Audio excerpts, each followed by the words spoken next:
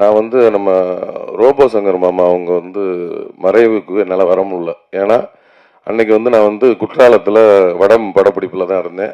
அது கிரவுண்ட் சீனும் பெரிய பொருட்செலவு பண்ணி எடுத்துக்கிட்டு இருந்தாங்க. எனக்கு நாள் இரவு தான் வந்து இந்த மாதிரி தகவல் சொன்னாங்க. நான் போய் டைரக்டர்கிட்ட சொன்னேன். எப்படியும் விட மாட்டாங்கன்னு தெரியும், இருந்தாலும் கேட்டு பார்ப்போம், விட்டாங்கன்னா சந்தோஷம் அப்படின்ட்டு. அந்த மாதிரிங்க, இந்த மாதிரி ஆகிப்போச்சு.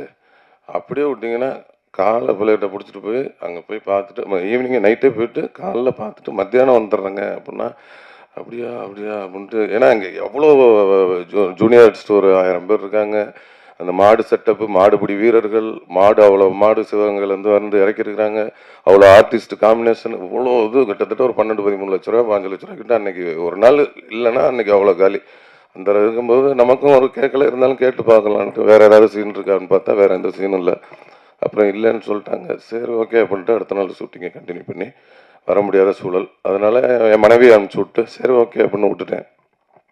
அப்புறம் பார்த்தா ரைட்டு ஓகேன்ட்டு அதை பார்த்துக்கிட்டு அன்றைக்கி அவரும் இருந்தார். சரி அனுப்ப முடியலன்னு பார்த்தா அடுத்த நாள் என்ன பண்ணிட்டாரு, ஈவினிங் எல்லாத்தையும் இது பண்ணி கூப்பிட்டு டோட்டல் யூனிட்டை கூப்பிட்டு அவருக்கு வந்து ரோபோ அவர்களுக்கு ஒரு பெரிய ஃப்ளக்ஸ் அடித்து கண்ணீர் அஞ்சலின்னு போட்டு பெரிய ஃப்ளக்ஸ் அடித்து அங்கே வச்சு டோட்டல் யூனிட்டையும் கூப்பிட்டு மௌன அஞ்சலி செலுத்தி அன்னைக்கு வந்து அங்கே அந்த ஊர் கிராமத்தில் இருக்க எல்லாத்துக்கும் 500 புடவை எல்லாருக்கும் அவரோட ஞாபகார்த்தமாக கொடுத்து, அப்புறம் அந்த ஏரியாவில் ஃபுல்லாக 2000 மரக்கன்றுகள் ரோபோ சங்கர் மாமா அவர்களோட ஆத்மா சாந்தி அடைகிறதுக்கு 2000 மரக்கன்றுகள் அந்த ஏரியா ஃபுல்லாக ஒரு வாரத்தில் ஊனிட்டாங்க.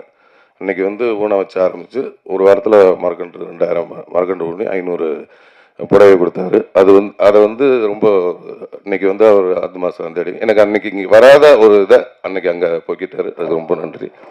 மற்றபடி அந்த மனசுக்காகவும் ரொம்ப கதையை செலக்ட் பண்ணியிருக்காங்க.